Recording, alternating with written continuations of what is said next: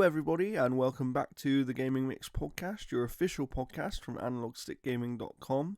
If you don't know me, my name is Jordan, and to my left, as always, the founder of Analog Stick Gaming, Jeff. How are you today, Jeff? Not too bad. Had to ground my cat just before we started recording here. Yes. So, no But cat appearances today, unfortunately. nope. However, I feel like, I don't know about you, Jeff, but I feel like given what we have to speak about today, I think we're going to upset some people. And I don't know which side of the fence we're going to upset. If you've seen the title of this episode, you understand what we're about to talk about. So let's get straight in the mix with it, shall we, Jeff? What has been happening? Alrighty. Let me bring up my document here. Google is being a pain. All right. So this news comes to us from VGC. So Microsoft is reportedly planning to release Starfield on PlayStation 5 as part of a new initiative to bring more Xbox exclusive games to other console platforms. All right. So sitting tight. This is a long read here. So that's according to Xbox Era, which cites anonymous sources who claim that the Bethesda RPG is being planned for release on Sony's console, alongside previously rumored Hi-Fi Rush and Sea of Thieves ports. According to the publication's sources, Microsoft is planning to release Starfield for PlayStation 5 after the game's planned Shattered Space expansion, which is due to arrive on Xbox and PC later this year. It's claimed that Microsoft has made additional investment into PlayStation 5 dev kits to support the development efforts. On the surface, the move would represent a significant change in Microsoft's gaming strategy, which has previously seen to keep its biggest titles exclusive to Xbox consoles, other than those that were already multi-platform before joining Xbox, such as Minecraft or The Elder Scrolls Online. However, Xbox already releases all of its first-party games on PC immediately, with PlayStation 5 reportedly outselling the Xbox Series consoles significantly. It's possible that the company has decided the potential software sales can no longer be ignored. According to the Xbox Era report, Microsoft's senior leadership has reportedly debated the various pros and cons of releasing more of their exclusive software elsewhere, and internally, not everyone is necessarily happy with the decision. But recouping the potential money left on the table by not releasing elsewhere has arguably won out. Officially, Xbox's head of gaming, Phil Spencer, has said gaming exclusivity is decided on a case-by-case basis. But privately, according to last year's FTC lawsuit, the exec had internal conversations suggesting that all Bethesda games would be exclusive going forward.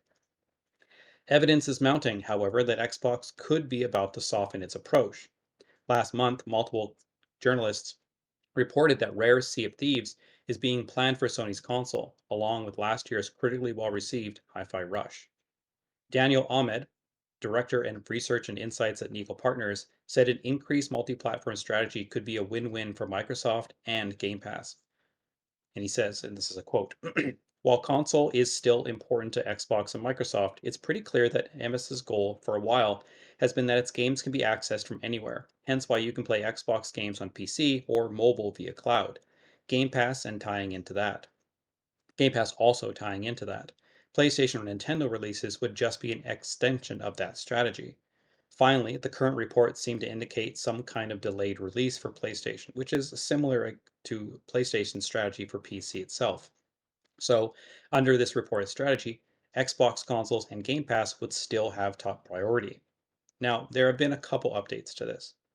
So, Bethesda's upcoming Indiana Jones could be another first party Xbox title set to release on PlayStation 5, according to The Verge's sources. According to the publication, Bethesda is considered bringing Indiana Jones and the Great Circle to PS5, following its announcements for Xbox and PC last month. A new multi-platform approach for games is emerging inside Microsoft, we're told, and the company weighing up which titles will remain exclusive and others that will appear on Switch or PS5 in the future, it wrote. Bethesda will reportedly launch its Indiana Jones game first as an Xbox console exclusive, followed by a possible PS5 release some months later. This is another update.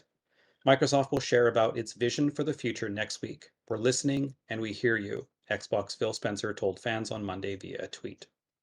And it's not over yet. Gears of War possibly coming to PlayStation?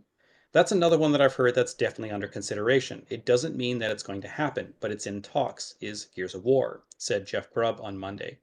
Gears of War is being considered for this, he reiterated. Grubb also said that Microsoft was at one point planning to publicly explain its new initiative at the end of February, but that given the mounting speculation, there's a chance that an official announcement could be brought forward. The other thing that I can collaborate is a rumor that there will be something at the end of February when they're going to explain this change. This is something that they are definitely talking about. And I'll end that news article on this so that way we can encompass our discussion on everything. Several notable Xbox influencers have publicly withdrawn their support for the brand, following reports that claiming that first-party Xbox games could soon start appearing on PlayStation. Over the weekend, it was claimed that multiple Xbox exclusives, including Starfield, Hi-Fi Rush, and Indiana Jones, could be released on PS5 as part of a significant strategy shift from Xbox's gaming division. On Monday, it was claimed that Microsoft is even considering bringing Gears of War franchise to PlayStation. Although not yet officially confirmed, the reports have led to a major backlash within the Xbox community, including including from notable Xbox influencers with large followings who are unhappy that games previously marketed as Xbox exclusives could be made available on other console platforms. Now, there was a lot more to that article, including like a lot of people like publicly stating on Twitter that they're done with the brand. People sharing receipts from GameStop of them trading in their entire Xbox collection. People that were previously anti-PlayStation shown booting up a PlayStation in their home.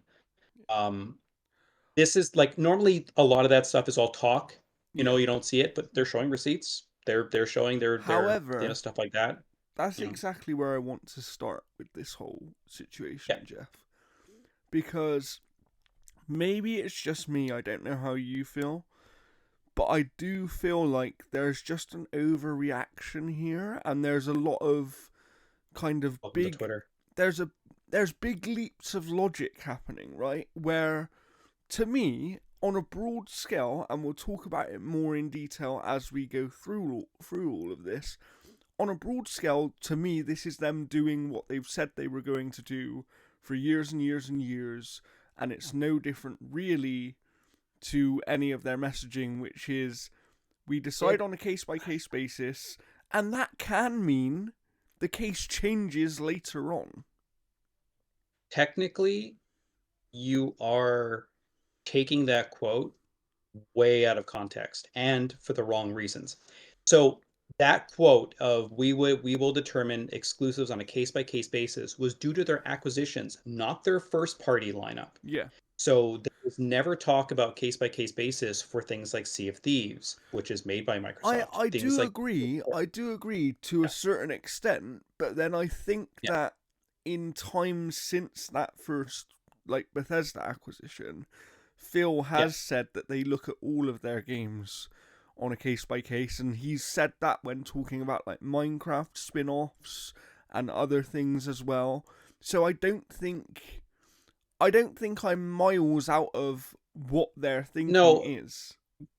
but also like on Giant Bomb's couch when they did the GP at night, Phil Spencer specifically also stated about how like when people would talk about like, hey, like wouldn't you make a lot more money putting Xbox on PlayStation or Mhm. sorry, Halo on PlayStation and all these exclusives during the 360 era and all that stuff.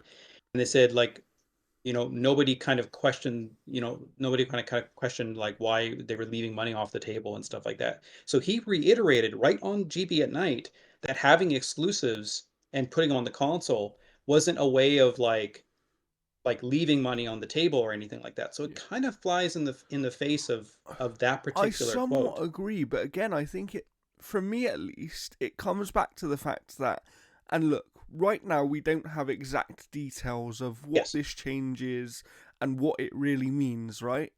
But let's say that all of these rumored games are coming, and there has been some reports since that maybe some of these rumors are completely false and have been started by kind of disgruntled people, if you will.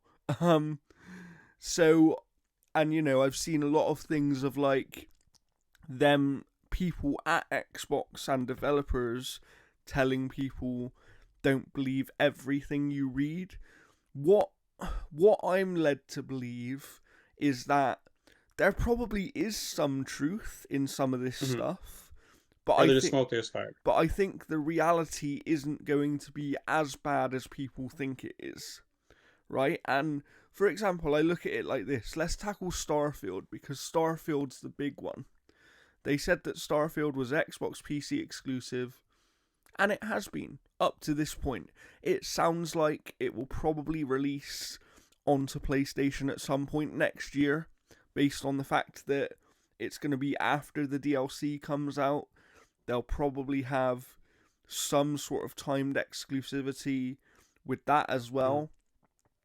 And to be honest, for me as somebody that is an Xbox player but likes all of these platforms, Starfield, or any game for that matter, that is exclusive for more than a year, even if it's only timed exclusive, and even if they came out and said, okay, every single game from now on is only going to be timed exclusive, if that time is long enough, it they can have the best of both worlds.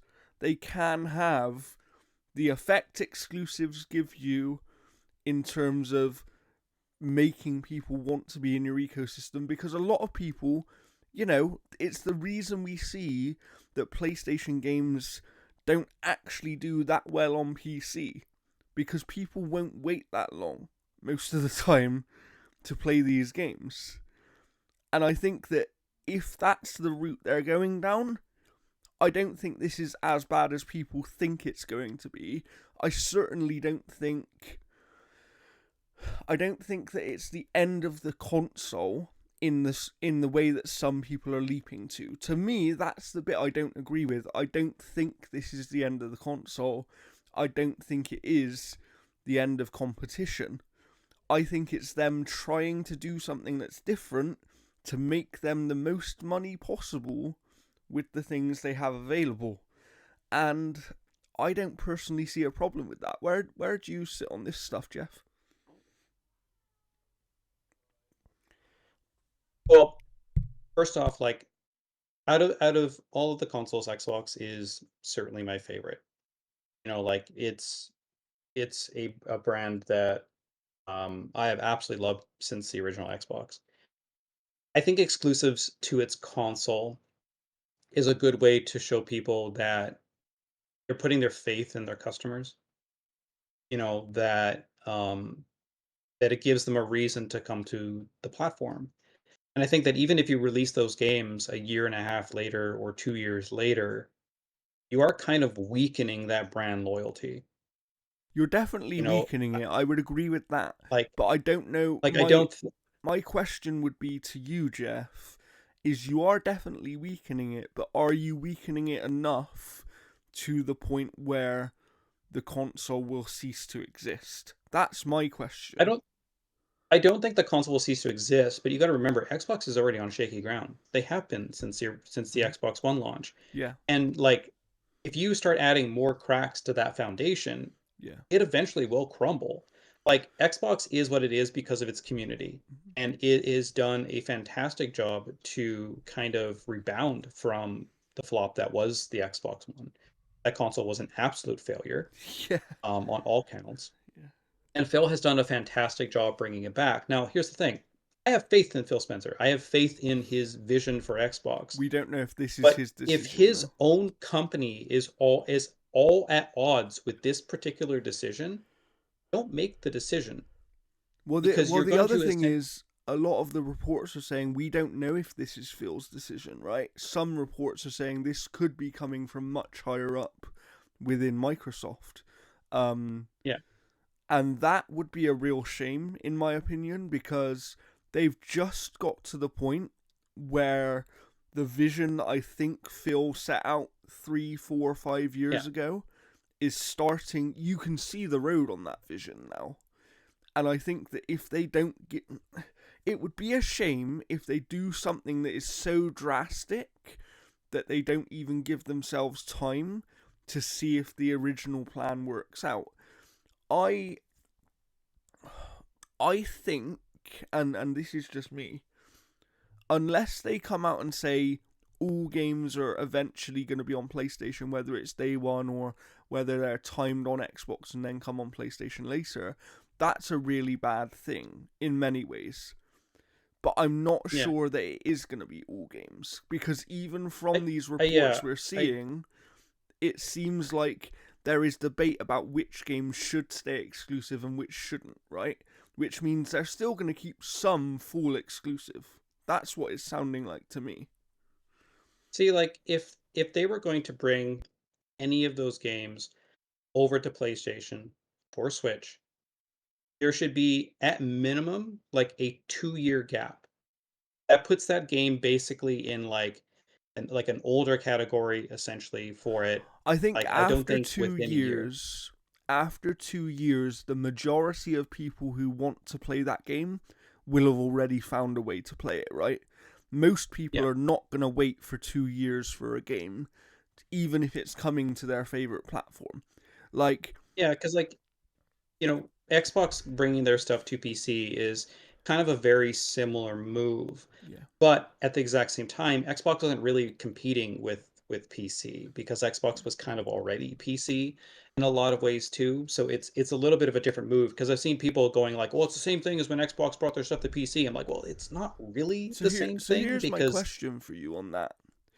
Do you think that this move, if let's say that they do bring all games to all platforms, and that's kind of where they want to go with it, which is something they've kind of spoken about in the past. If they do that, do you think there's a way that they can effectively make the console almost like market it more like a PC, where it's like this is an ease, where they can sell it as this is an easy way to play these games for someone who doesn't want to play on a PC. Almost like do you know what I mean? Almost like Mhm. a portable PC or whatever. We've heard about, one of Kind the of like the Steam things. machines in a way. Yeah, like I wonder if there's something else that they're doing. And one of the things I've heard about this business update next week, and I'm not going to say who I've heard this from, but one of the things I've heard is there's going to be some parts of it that people really don't like, and then there's going to be some parts of it that people really do like. And I just wonder what that means, because we've heard reports, obviously, of new hardware and potentially Xbox actually working on an official handheld device, almost like a Switch type device. One of the things I've heard is that the next gen consoles for them are on course for 2026, and they will be doing two SKUs again, and one of them is going to be almost like a Nintendo Switch type device. That Mm. would be the cheaper one, and then the other one is going to be more like a Series X premium console type thing. And I The just thing, wonder, I wonder whether they could be leading into this situation where they're going to treat the console and any other hardware they do more like an accessory, more like this is here for the people who want to be part of our ecosystem, and it's the same way that they treat the Surface laptops they do as a very premium device, right? These are like yeah. they're very expensive, but people do buy them. Like Oh yeah, I have one I'm looking at right now. so so I just wonder whether it is just a shift of like almost moving towards Apple way of doing things in a way, which is let's make our hardware for the people who want our hardware, but let's not lock down our stuff in order to Oh, Apple's the maximize the most money. locked down. Yeah, Apple's the most locked down company in the world. but that's what I mean. But could they Um, be trying to find this kind of middle ground between those two ways of doing things? I don't yeah. know. It Like, like I saw someone describe it as it's almost like they want to become a third party publisher that also does hardware. And I think that that scares people because we haven't seen it before, right? And we don't know if it Yeah, like works. I don't like two things to break down there. Um, wasn't there some type of a UK law where they were trying to prevent exclusives on platforms, where they were trying to make sure that everything was available pretty much everywhere? There's been discussion in Europe and in the UK about around storefronts, and that started specifically on mobile, and that's why there's now been this thing that Apple are going to have to allow third party storefronts onto their devices. And I think Yeah, that if that's something that eventually translates to consoles as well, it will make consoles even more like PCs, right? And yeah. then and Because then like you sort Xbox of has always wonder been what's going to good happen. at kind of predicting a lot of that stuff, and I don't know if that's like a pre-measure for that, Yeah. going like, oh, we Yeah. already offer that. I also wonder, This, I did see saying you mentioning there about them predicting things, and we spoke before about how they were very ahead of the curve on digital, and that hurt them a lot in terms of gaming, right? But I did see someone mention the other day, and I don't know if I agree with it, but I thought it was an interesting thing to talk about. Someone on Twitter said, this feels like another situation where they are just ahead of where the industry is going to go, and people might not be ready for this change. And I think what they were yeah, saying is that we are eventually going to get to a position where every single platform holder, except for maybe Nintendo, are going to put at least some of their library onto other devices that are not their devices. But someone has to yeah. do that first, right? And they have to take the brunt of that. And I don't know, it's is this another situation where they're kind of ahead of the curve and they're just doing something people aren't quite ready for yet? I mean, it could be, because there's again like this type of decision is one that is more like financial than kind of anything else. Um, it's hard to say, like I, don't- like, and going back to the potential Xbox Switch type of thing, Hmm. I don't see how that would be the cheaper one because, Precisely. If they needed the well, because performance in it, right? yeah, because then you just have another Xbox Series S scandal on your hands where developers are like, well, now we have to make for this like shit hardware. Yeah. And if you're getting an Xbox Series X, like Xbox Series XL or whatever, what the next one would be, or whatever, if you're getting that in a handheld, that's Unless got to be more unless money the idea unless it's all unless cloud. unless the idea is that it's cloud based or that it's a supportive device rather than an alternative. See, I could see them doing like a particular like power skew Hmm. where like every game that's not like a graphical powerhouse will run native on it, but the things that are like, like say you're going to play like an Xbox XL version of Tekken 8 or something like that. If Speaking like if that speaking would be cloud based. speaking of cloud though, it makes me Yeah. wonder, and this is just speculation, right? But obviously we don't know exactly what this situation is right now with them bringing other games to other platforms and things like that. Yeah. And this is not going to happen.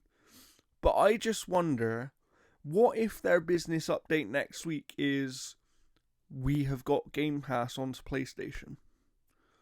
Do you think people No. then react completely differently? Well, first of all, that will never happen. Precisely. I agree. Yeah, But and like people have to understand why it won't happen. And that is because Game Pass is a um contracted obligation and product yeah. with the companies that they bring their games to Game Pass on. Mhm. There's an agreement there. Bringing Game Pass to another platform bypasses the agreements that that platform Yeah. holder has with their own Yeah. clients. The So there's literally zero yeah. way that you can bring Game Pass to another platform. There is one way. There is one way. and that would be, but it would have to be very bespoke. They would have to essentially do another tier of Game Pass and have it be Xbox first party studios only. That's the only way because they're the ones that control Game Pass. But Yeah. like for example, like, say Suicide Squad went to Game Pass or something like Yes, that. yeah. And then, they would have to put an agreement not only with Warner Brothers, Yeah. but with PlayStation or Mhm. Nintendo or whatever, where they would get a cut of those like subscriptions. Yeah. And that's never going to happen. So So my you're never going to see Game Pass on my there. You could question see a to you first then, party Game Jeff. Pass. Let's talk about the possibilities of what might actually happen here.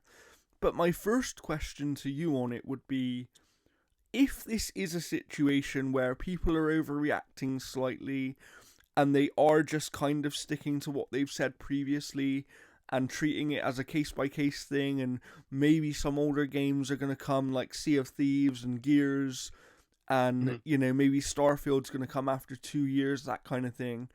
But their attitude is very much, we're still going to treat this case by case going forward. How do they message that in a clear enough way where people finally understand it and accept it? Okay. Here is the only way that I can see this being kind of a positive for Xbox fans and kind of a sure we'll accept it that way as PlayStation and Nintendo fans. Okay. And that is that every single game that they bring over, whether it's Sea of Thieves, Hi-Fi Rush, Indiana Jones, Starfield, Gears of War, whatever it is, the only way that I can see that is that every single one of those games is cloud only. No physical release, no digital download. It is cloud only. So that way, you always get the best experience on Xbox or PC hardware. Yeah. And I understand that. That's definitely fair. That's definitely fair in terms of, that would be, I think that would be the one way they would do it where people would be like, okay, this doesn't really mean anything, right? But it allows Yeah, some people to play the game if they want to. that's How, to me that is the best way that they could do it. in terms And then of, you end it with the tag, and then you end it with the tagline that says, "And Xbox and PC players will always get the most definitive version of playing those yeah. games." So if it is the other way and they are bringing full on versions of these games to other platforms, Yeah. but again, if it's still not every game, and if the idea is that some stuff is going to stay exclusive, but some stuff won't, again, I come back to, how do they message that? Because they have been trying to message it for years. Let's Yeah. be honest, they have been trying to. How do I they don't message it in a think way that is clear enough that people accept it? I don't know, like that's the thing because like you obviously can't say like, "Oh, here's the next 18 games we're working on. Yeah, Here's 7 that are going to come to other platforms 2 years after release." Like I don't think that it you will can always clearly leave say that it. it will always leave that thought in people's minds, right? Of, is this going to come or not? Like And the I think the only way that you do that is you create a special label of like Xbox like the Xbox like um partner select or something, yeah, and then that's the banner that that I game think is there and is say like, one. "Oh, There's one like other way I could see them doing it. That I've just thought of is, what if it's Bethesda and ABK games only? yeah, And but then you got and Sea of Thieves." yeah, yeah, but that's what I mean. What if the Sea of Thieves and Gears thing aren't real? And what if it is? Yeah. Well, I'm just saying like let's pretending it's all real essentially Okay, is like I don't think there's a way of doing that. Like again, interesting. like I would say like if you did some type of like partner select brand and you can say like, "Oh, and it's like we have this game, we have like a StarCraft third person adventure game coming to us from Xbox Partner Select." Yeah, And then you know immediately that it's going to be coming to other platforms. yeah, yeah, yeah. Or you just do the very clear branding where where when you reveal a game, you either say Xbox console exclusive, which means it stays on Xbox and stays exclusive, or you say Xbox timed exclusive. right? Yeah, I mean that's kind of the same thing that I'm saying. I'm just putting like an actual brand Yeah, on it yeah, that's true. That's true. because Um, that way the messaging is clear. do you think? And I don't think this will happen either, but it is possible. Depending on, we don't know what happens in the background. We don't know what conversations happen, right? Do you think there would be a different reaction to this if they come out next week and say, we've made a deal with Sony and we're going to send them some of our games, essentially, but some of their games are also going to release on our platform? I don't think that'll ever happen. I I think don't, but I just I think we wonder. would get I think like some titles and stuff like that, maybe like the live service stuff, Yeah, things like Destruction All Stars or yeah, something like that.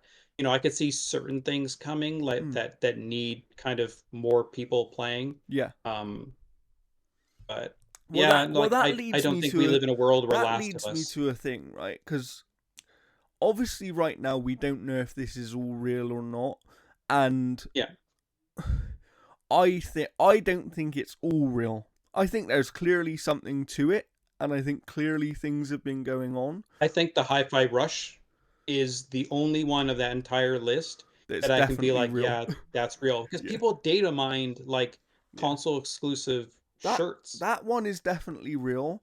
I would say that Gears is probably real for the fact that Jeff Grubb's they've got a tried to. good track record. But also, not only that, like Jeff Grubb has a very good track record. He's not always right, but he does have No, a very good track record. But also, we know that they've tried to get Halo on PlayStation before. So why wouldn't they try and get Gears on PlayStation? Do you know what I mean? Like, well, you remember years ago, and I can't remember which Gears of War. I want to say maybe it was the first one where they had a literally PS3 had a build. build. Yeah, yeah. Yeah. So, and this is what I So mean, like, and this is why I say I don't actually think this is anything super new for Microsoft and Xbox. I think that part of the reaction to this, and maybe I'm just wrong, but part of the reaction to this, I think, is just the fact that as human beings, we tend to not like change. And if something is different than how we have always known it to be, it's almost like we assume that it's bad. well, what if they did something for Gears that was like, we have a Gears of War remastered trilogy, which is a rebuilt from the ground up using the Gears 5 engine or whatever like that Yeah. for the Gears 1, 2, and 3 remake. Mm-hmm. And they bring that to PlayStation and Xbox, but then Gears 6 is Keep it still exclusive exclusive to still. Yeah, Xbox. precisely. Because then you do the baiting like PlayStation's done. And I'm still convinced that is it Yeah. until they announce like have they announced a sequel for a PlayStation title on PC? Is Forbidden West coming to PC? Forbidden West, I'm not sure. It might have done, or it might be coming to PC. Um, yeah, I'm not Because too they've never sure. done that so far. But Forbidden West, even Nope, if it is, they are actually doing it, so that throws my theory out of the way. yeah, but even Forbidden West is coming to PC after the fact, right? So it's not like when they. Yes, yes, yes. I don't think they No, no. announced it and said it was My coming to theory, PC. my theory was that they were only putting stuff on PC to bait people to come to the PlayStation or Interesting, ecosystem interesting. Okay. because they had never released a sequel. Other than I guess like they had what Last of Us Part 2 and stuff like that. So yeah. I think that once they, your theory still somewhat works though, in the sense that unless they announce a sequel as coming to PC at the time of the announcement, the Yeah. theory still works the same because people will Yeah, play it on PC it's and just they won't more draw in. like a hat like it doesn't quite hold as much water. Um Yeah, but yeah, like I don't know, like for me like this whole thing is Xbox needs to be very very careful because if they don't market this right, if they don't explain this right, yeah. they're going to lose a lot of Well, the goodwill that they well, have built up. let's be honest. We saw that with the digital push, right? Because Yeah. in hindsight, a lot of people looked back on that and went, oh, if they had actually explained this right, most people would have really liked it. They just did a terrible job of explaining it. Yeah.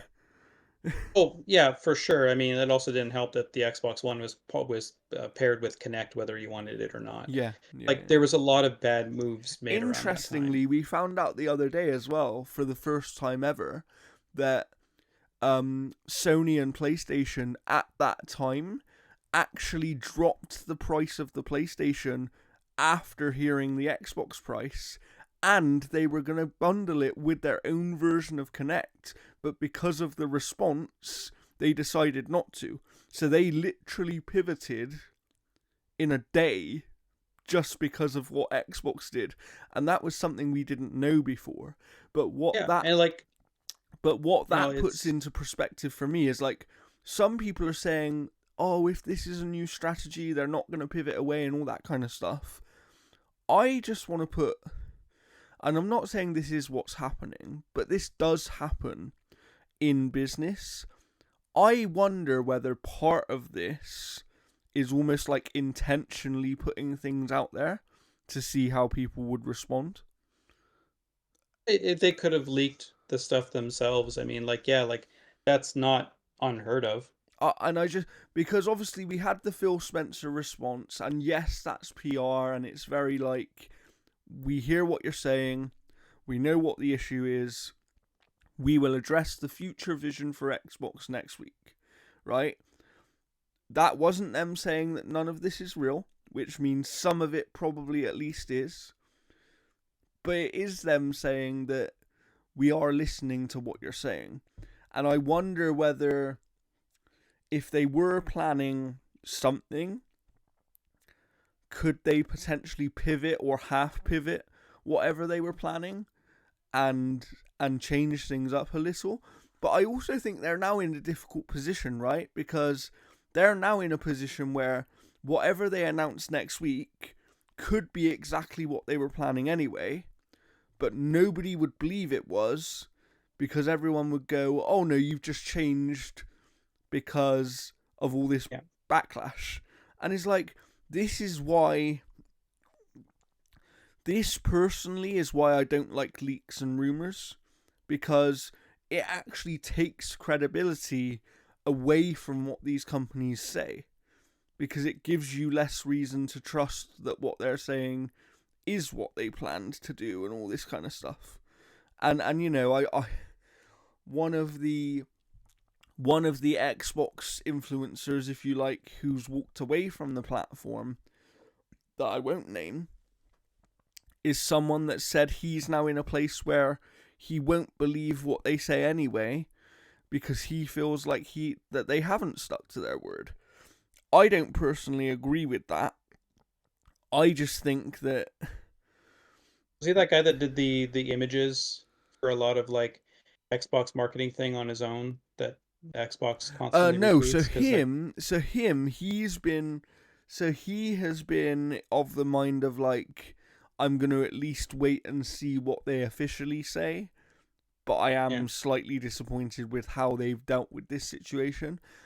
I think the problem is, as Jeff Grubb kind of said in what he writ up and what he's said, they were planning to address this anyway, and stuff just got out a little bit too soon.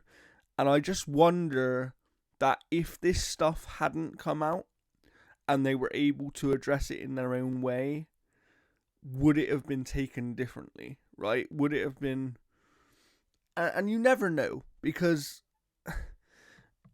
you put something across in the wrong way, and even if it's the best thing in the world, no one is going to trust it or believe in it, you know?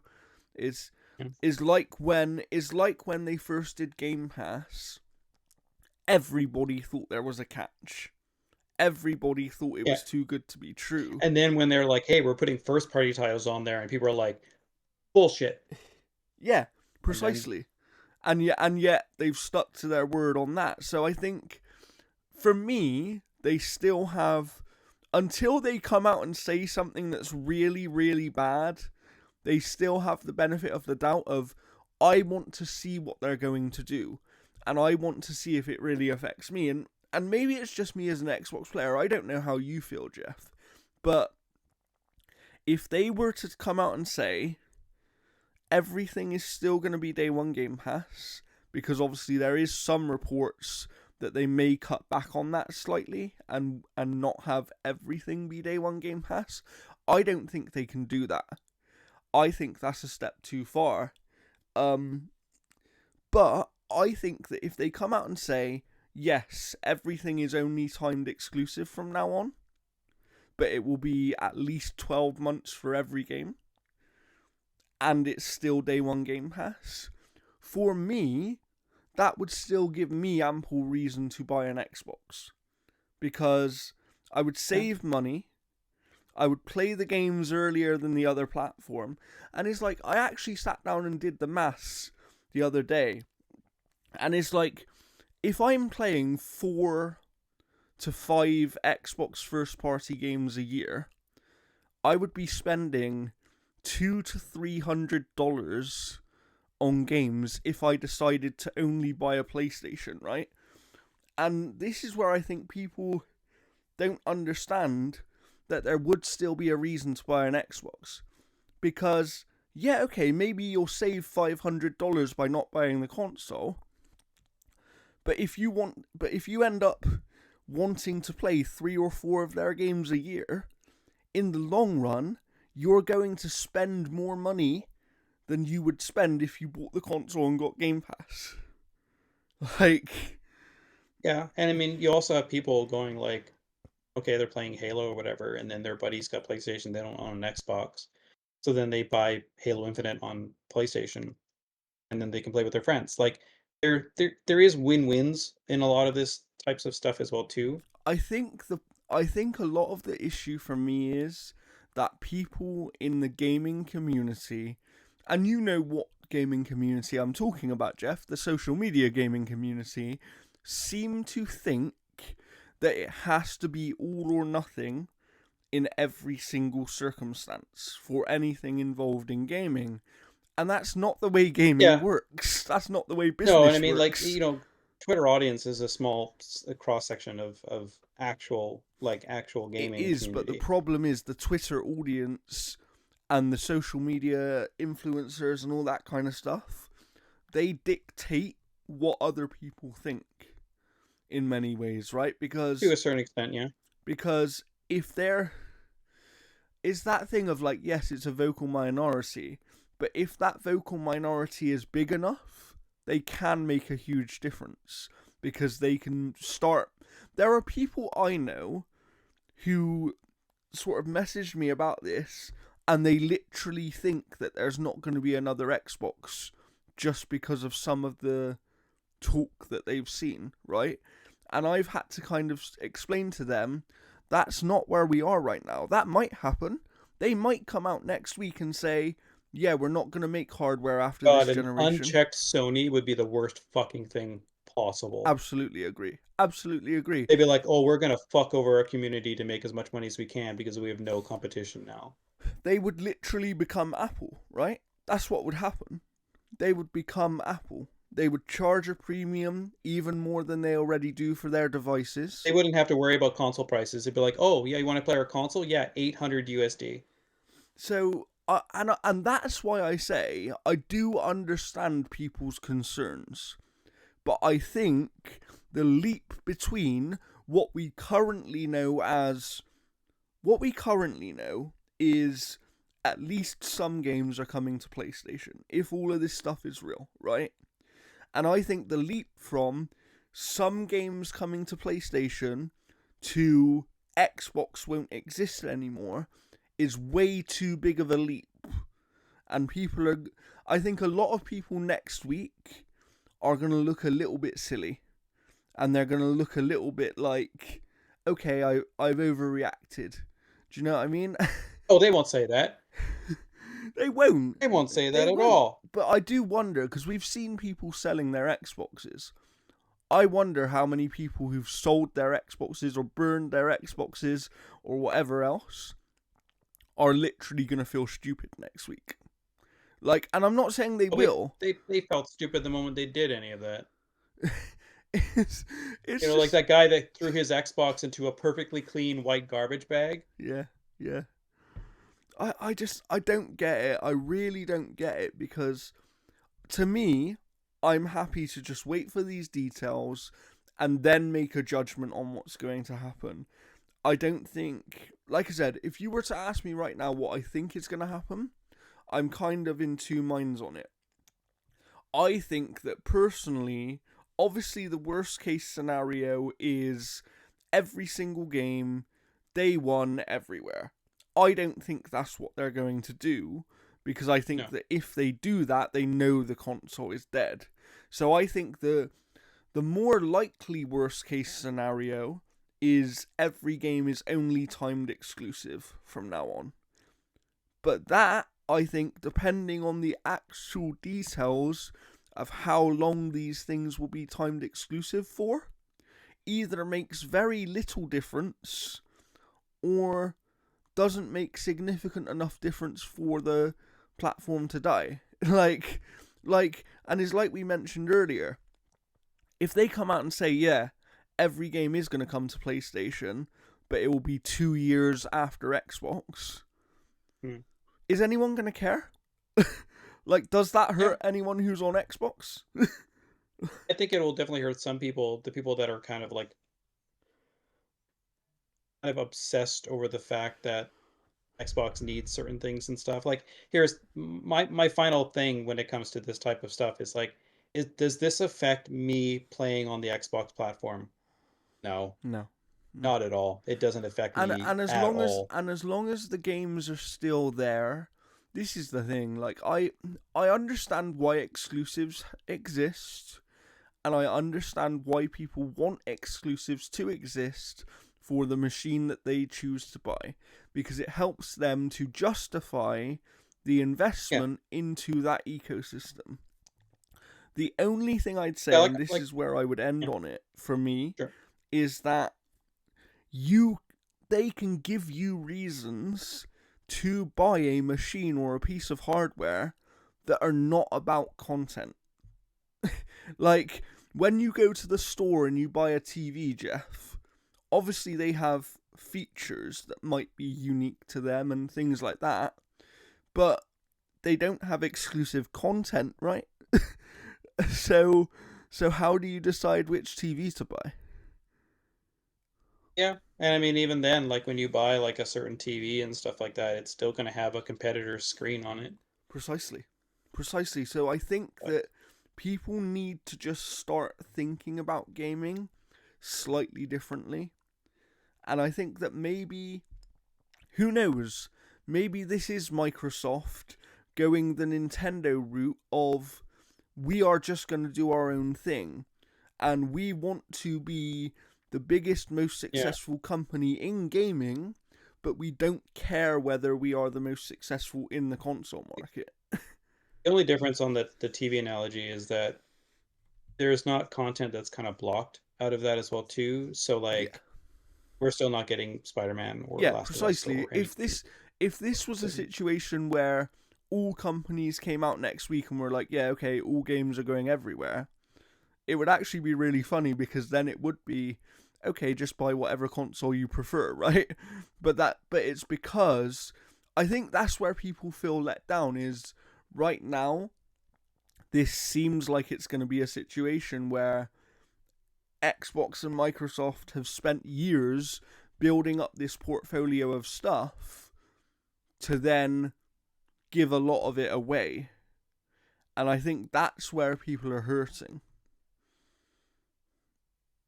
I I I, yeah, I just I but I just I mean I we'll have to see, yeah, like with what they kind of go, but yeah, I don't know. To me, like if they were going to do this, having them as cloud versions would be yeah. the best case scenario. And the other thing, this is where I'll end it, is as well on this, is that if Xbox consoles do cease to exist, you know, that's still years away. Like that isn't happening anytime soon. No, but the ripple effect would cause people to basically jump ship to Sony and accelerate that even more. That's true. That's true. Um But I think that, Microsoft are just playing a different game. And I think that Yeah. that's why we're seeing the Microsoft gaming branding on the end of every trailer now, because I think that they've tried for a few years to get people to view Xbox as this thing that is more than just the console. But because Yeah. the brand is so associated with a box, because it's literally in the name, that's been hard for people. And I think that potentially part of this pivot is about pivoting to being Microsoft gaming and making people understand that they are not just about a console anymore. And I've been saying to people for years, going back to the Game for All show, I think you'll remember this, Jeff, that I've been saying to people that the console hasn't been their focus for like 7 years now.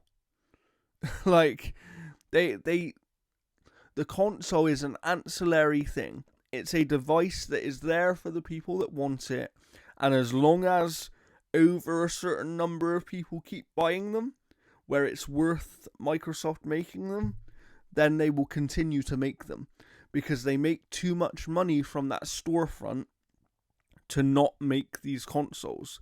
And the console is too much of a driver for Game Pass to not make these consoles. You have to remember that right now, Game Pass is only natively available on console, on Xbox, or PC.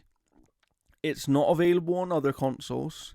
It is available It's on on TVs mobile. through cloud and mobile through cloud, but that's not native play, right? And for Yeah. a lot of games, cloud isn't quite good enough yet. It's not quite That's what I there. say. Like, if you put those games on other platforms only as cloud, you're guaranteeing the best experience on Xbox and PC. Yeah, so we will wait and see. We will be, we will be And here that's the only to. way I can see Fi Rush playing on Switch. Like, True, because like true. those backgrounds and stuff like that, like the anti-aliasing on Switch hardware would make that a blurry fucking mess. Yeah, that's true. That's true. I'm really interested to see this. We will be, whatever their update is next week, because you'll be seeing this episode most likely on Sunday before they've given their update. And so whatever update they have next week, we will cover the following week. But you may not get the episode until slightly later in the week, because I am going away at time of recording next weekend. So we will follow up on whatever they report, but it will be about a week after they report it, I expect. So just make sure you're subscribed for that. Follow the website as well, because I'm sure that Jeff will have it up on the website, whatever it is, because Yeah, it might be later in the day because like I work Monday. Yeah. So but this is whatever this is going to be, it's a big shift for the gaming industry, right? And therefore this is going to be some of the biggest news that we've seen ever, because I think that if there was nothing to this, they would just come out and say there's nothing to this, and they wouldn't need to do an event for it. The fact that they're doing an event means that the strategy has somehow changed. We just need the details on how. And I'm quite interested to see that stuff. I'm not as doom and gloom as everybody else. I understand people's concerns, but I actually think that if handled in the right way, it won't make much impact on many people. And I think that if handled in the right way, it's only a good thing for their business. And that's one thing we didn't mention, actually, is that, if you look at the business side of things, what is the biggest growing part of Microsoft's gaming business? It's software and services. It grows by double digits of percentages every single year. The console market for them, the hardware market in gaming, is kind of stagnant, because some years they'll sell 5% more, some years they'll sell 5% less, and they kind of average out to the same sort of number of sales every single year. They're not growing in console sales really. Not in the same way that Sony do, right? Like every year this generation, other than the 1 year of a shortage, Sony and the PlayStation have massively grown in sales year on year. Xbox doesn't do that. They sell roughly the same number of consoles every year. And that number isn't an insignificant number, but you would expect that as a generation goes on, you should realistically be selling more consoles because the console gets cheaper, you have more games on the ecosystem, and more people should want to invest over time. That's not really happening. The uptake isn't growing, the uptake is staying the same, and that means that their share of the market overall isn't really growing. And therefore, they're going to pivot to something else.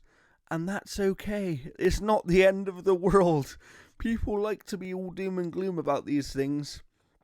And I just say, let's wait and find out. But let us know what you think of this Xbox stuff in the comments and on Twitter as well. You can follow us. But for now, we have more news to go through and more things to talk about. So what do we have, Jeff? Actually, surprisingly, we have no layoff news. So that's Yes, a for once. that's a first. All right, so let's get to some good news here. So a new Capcom survey asks players if they want to see sequels or remakes of certain content and old series. This comes to us again from VGC.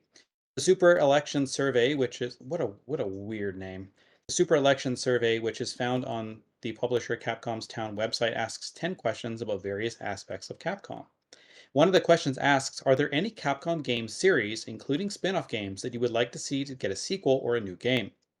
The following 20 options are given, many of which are series that haven't seen a new entry in some time, with the player asked to choose 3. So we have Darkstalkers, Okami, Onimusha, Ace Attorney, Street Fighter, Sion Goku Basara, Dino Crisis, Dead Rising, Devil May Cry. They just had Devil May Cry 5. Like, come on. Dragon's Dogma. I mean, we have a sequel coming. Torawar no Paruma versus Capcom. Resident Evil, Final Fight, Breath of Fire, Ghosts and Goblins, Monster Hunter, Lost Planet, Mega Man 1942, but no rival schools. Interesting. The survey then asks, is there a game you would like to see completely remade with the latest technology, including characters, design, and story direction? This section gives the following 9 options as potential remake candidates, with the player asked to choose the one they would like to see the most. And those are Onimusha 1 to 3, Ace Attorney 1 to 3, Commando, Rival Schools, um, Niji Rocho no Kaseki, Final Fight, Breath of Fire 1 to 3, Gargoyles Quests 1 and 2, Mega Man 1 to 3. I am literally going to go on this survey and I'm going to click Rival Schools. While this I don't survey, even know what that is. So it is one of Capcom's best 3D fighters. Way back in the day, like PlayStation 1. Um, it was very, very, very good. okay. While the survey doesn't mean that any of these sequels or remakes are actively in development, it does imply that Capcom is seeking feedback from its audience before it decides which projects are worth pursuing next. The Capcom Town website was launched in June of 2023 to celebrate the company's 40th anniversary. Billed as Capcom as the ultimate digital tourist destination, Capcom Town will be updated regularly with new features and includes a retro game section, a museum, and a merch factory where players can download Capcom-themed Twitter icons. Um, so of the stuff that people want to see a new entry in, Darkstalkers to me is one of kind of the top ones because they have been like Street Fighter 6 was fantastic. So I would love to see Darkstalkers return in some capacity. Um, Onimusha would be another one to considering their Resident Evil stuff has been great for their remakes. Dino Crisis in the exact same way. But I mean, like Devil May Cry and Dragon's Dogma, we just had sequels. We are getting sequels. Dead Rising, I could do without. I had some fun with the last one that launched on the Xbox One. Like I've still got some videos that I Dead check every now and Rising, then of I'd stuff I be recorded. interested if they did Dead Rising as a complete reboot of the They franchise. tried that, Yeah, I know, and I know. because like I mean, Xbox even like secretly worked with the development team behind Capcom's back to kind of create their own Last of Us, and that backfired to the point where the studio, pretty much had that game taken away from them. Yeah, yeah. Um, It's a shame. It's a shame. versus Capcom would be good. Like, I would love to see another Marvel versus Capcom that isn't directly tied to the MCU, so they could get back to having like all the X-Men characters and all that kind of stuff would be fantastic. Um, like I don't need another Okami. I don't The Ace Attorney series doesn't interest me. I don't know this Toraware no Paruma or the Sengoku Basara. I don't know those ones. Um, Resident Evil, we're already getting new Resident Evils. Final Fight, Breath of Fire would be interesting. Ghosts and Goblins I could do without. Monster Hunt, we're already getting Monster Hunter Wilds. Lost Planet, I don't know. Mega Man 1942, like Mega Man, sure. But I don't know if I want Mega Man going 3D. I think just making a very flashy 2D one again would be great. Yeah, yeah, I agree with that. But yeah, it's interesting. If you go onto the Capcom 10 website and answer those What I surveys, would say I mean, see about stuff. this, the little bit of insight I would put into it is these kind of surveys never happen without reason, which means that some of these things they're probably already working on. And I don't mean like the ones that are already announced. I mean That was things like on when Resident here. Evil 2 remake came out, and they're like, "Hey, do you want to see a remake of the third one?" Yeah, Well, of course, they're already working on it. precisely, precisely. So some of this stuff is basically them just testing out what the interest level is in each of these things. Yeah. But yeah, it's very interesting to see. And then next we go to obviously some not very good news, but I guess we should start it like this, which is if you've been following the website, you would have seen yesterday that WWE 2K24 had its first gameplay trailer release. And there's lots of details, you can go and read it over there.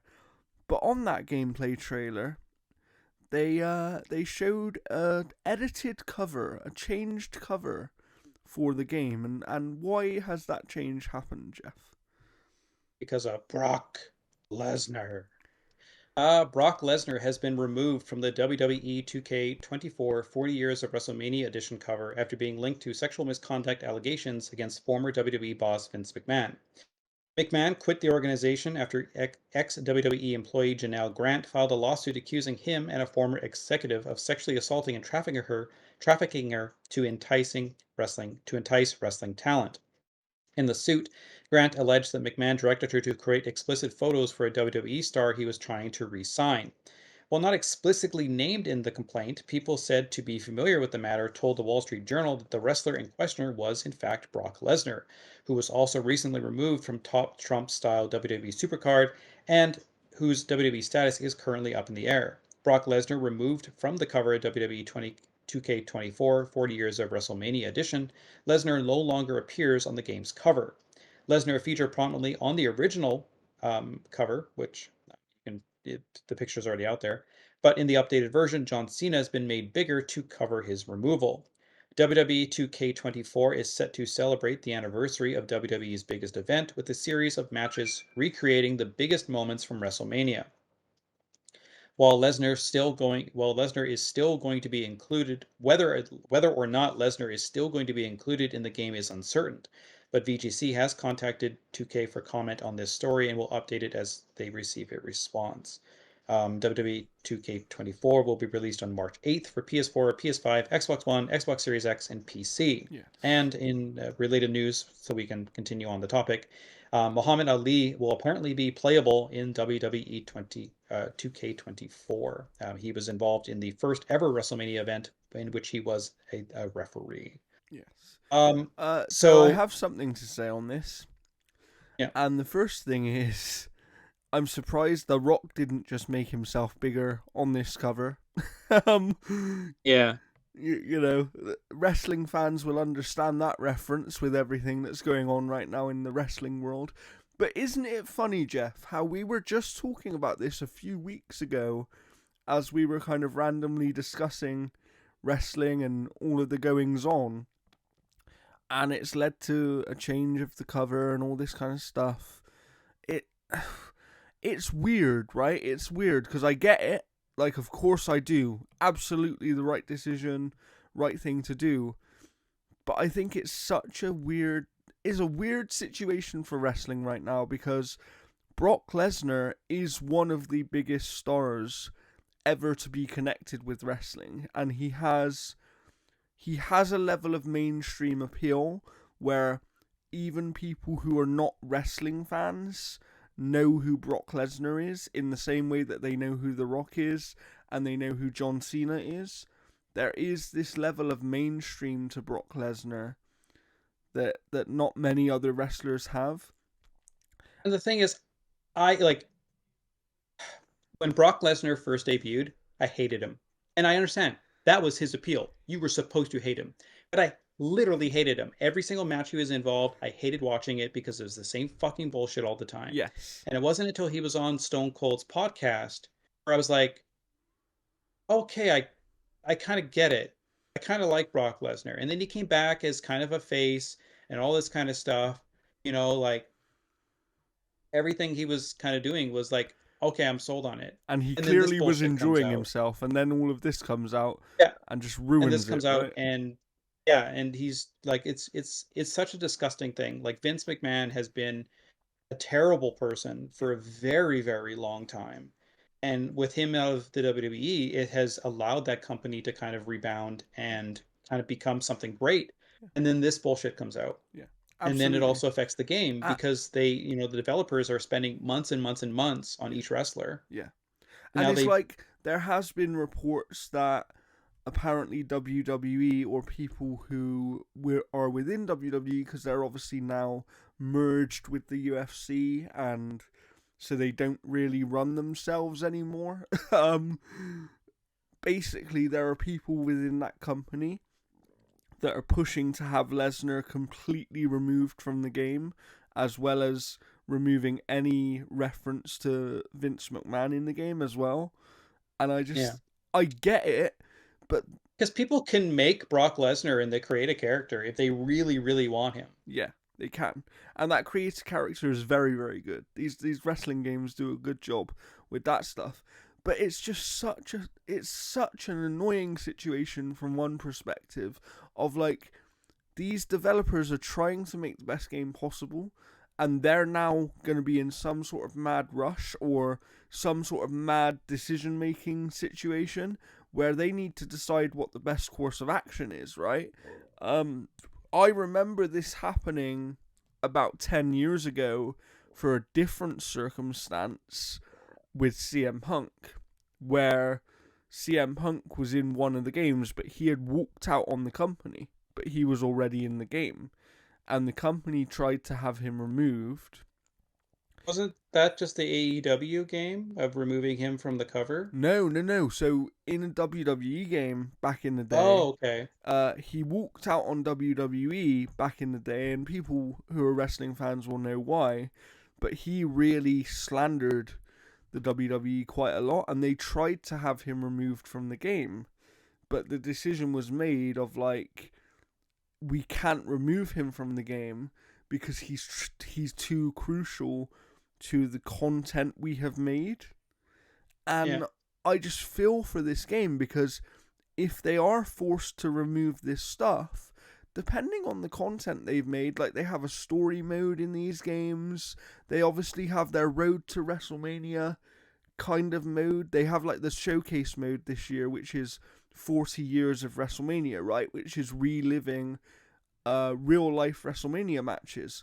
I guarantee you Brock Lesnar is in one of those supposed matches you're meant to play. What if he And just has legal documents stapled all over to his body that says like guilty? and this is the thing, like, so they might have to remove a whole part of a mode. And it's like this game is meant to be out in a month. You know, like Oh, it's gone gold. Like they're working on like a day one patch pretty much right yeah. now. So I feel really sorry for them, but at the end of the day, this is a disgusting situation, This might and delay review codes. yeah, it might do. And if Brock Lesnar is involved in this, because let's be real, right now we have no exact confirmation that Lesnar is actually involved in any way. He has been speculated to be the person that was involved, but what I would say is it probably is him, because if it wasn't, I feel like he would have made a comment. I know he's not a very social person and everything. We don't see him online and all that kind of stuff. Um, But if it I'm was, checking this out. This like Janelle Grant. They're saying that apparently a Brock Lesnar video emerged. A Brock Lesnar Janelle Grant video has emerged. oh wow, okay. Oh whoa, this is taking Um, a turn then. This is, oh no. yeah, WWE lawsuit. Yeah, now seeing her, like I don't know who she is. No, I know she Uh, was some sort of employee, and it sounds like she went through a terrible situation, like yeah, a so really Lesnar bad. didn't immediately respond Thursday to requests for comment.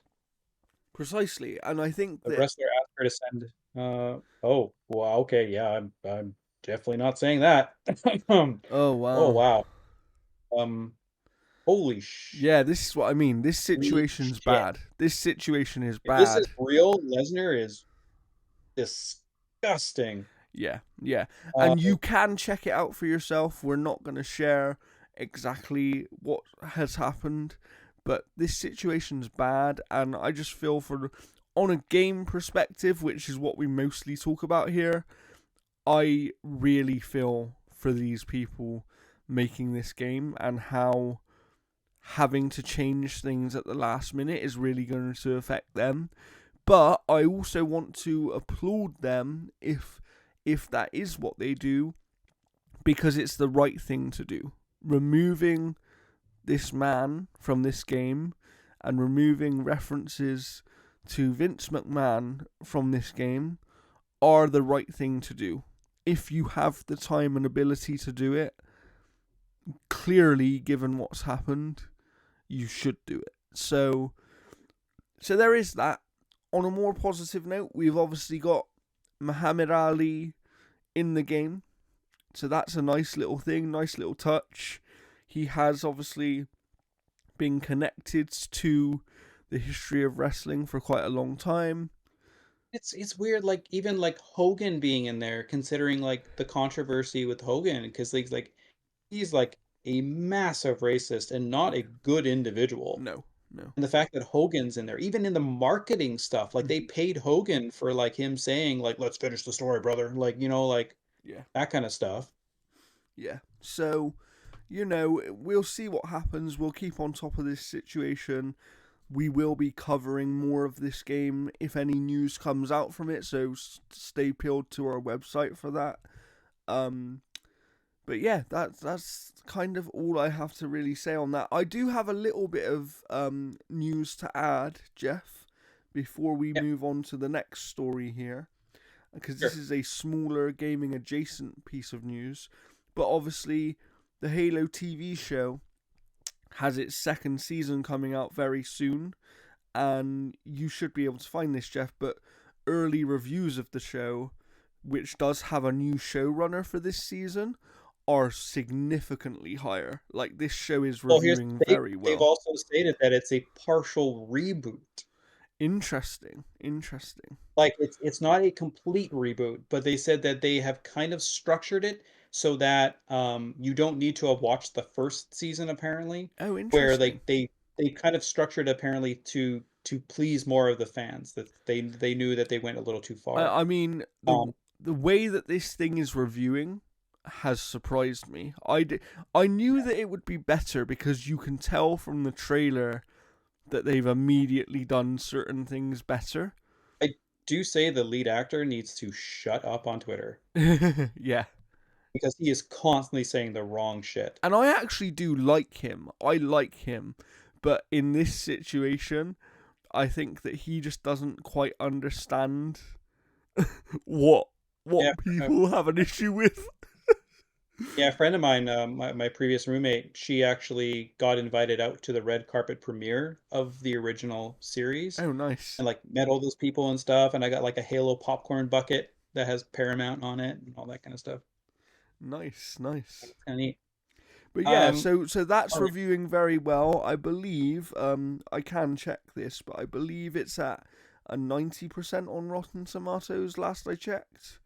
So, they I'll check it out. Like when the first season did the Halo stuff, it did it very, very well. yeah. It's when it So deterred so or at had the minute, secondary so at the moment we're only so I've just checked. There are only 11 reviews for it currently compared to 71 reviews for the first season, stuff. but 11 reviews in, we're on 91%. So that's very, very high.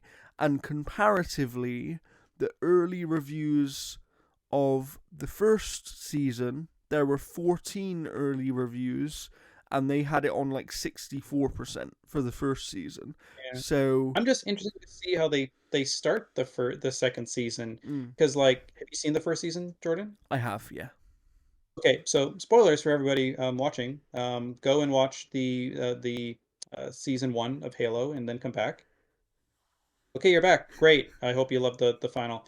Um, they kill Master Chief at the end of the first season, and then Cortana basically like absorbs the body and kind of takes over, and you get that silent Master Chief.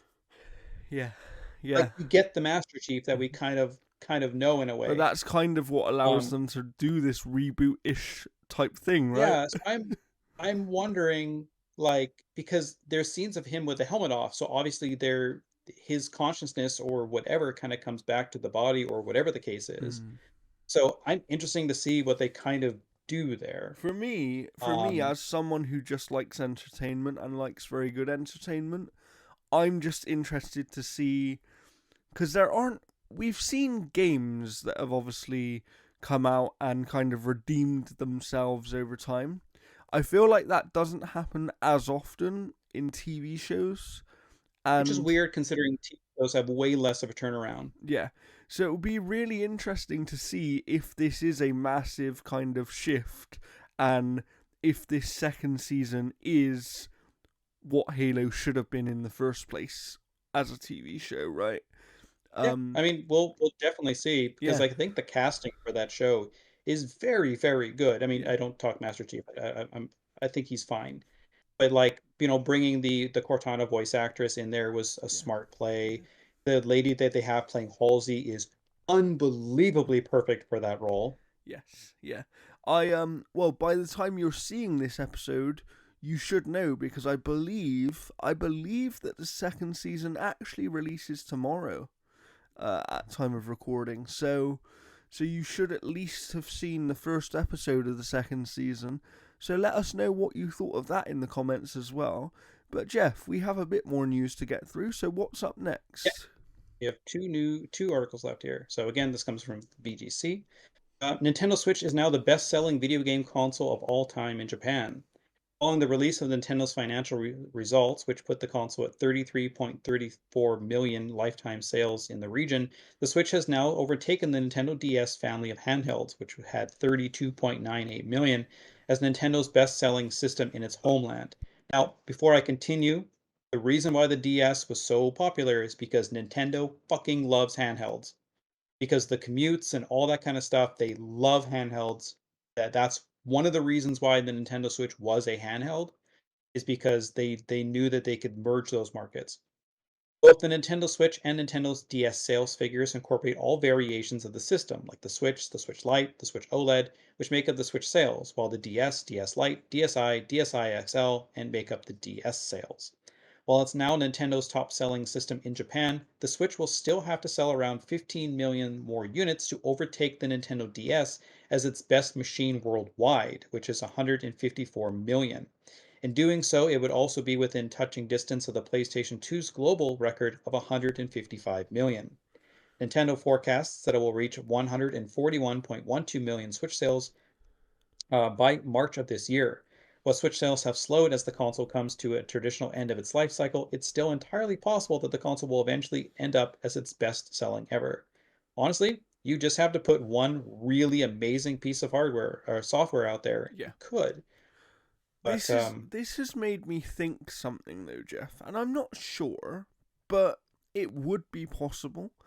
Do you think the fact that it's still selling very well, even though it's slowing down, could potentially delay the arrival of the next Nintendo hardware?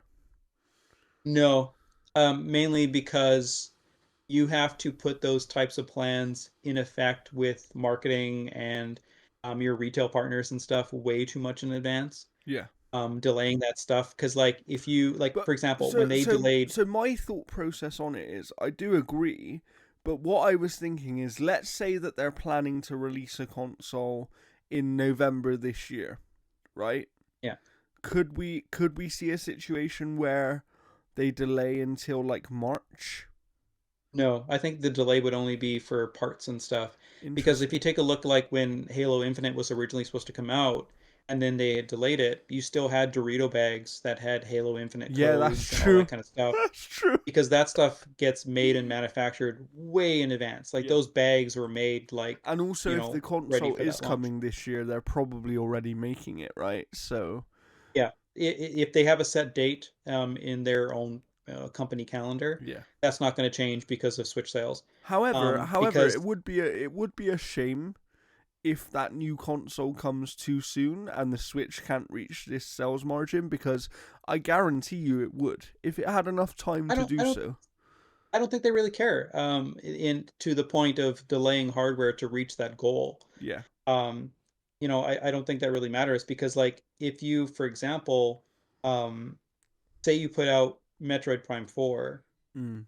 and it comes to Switch, but then it also comes to Switch 2, but it runs in 4K 60. You're still gonna sell some Switches with that game, Yeah, right? Yeah, that's right. true. That's true.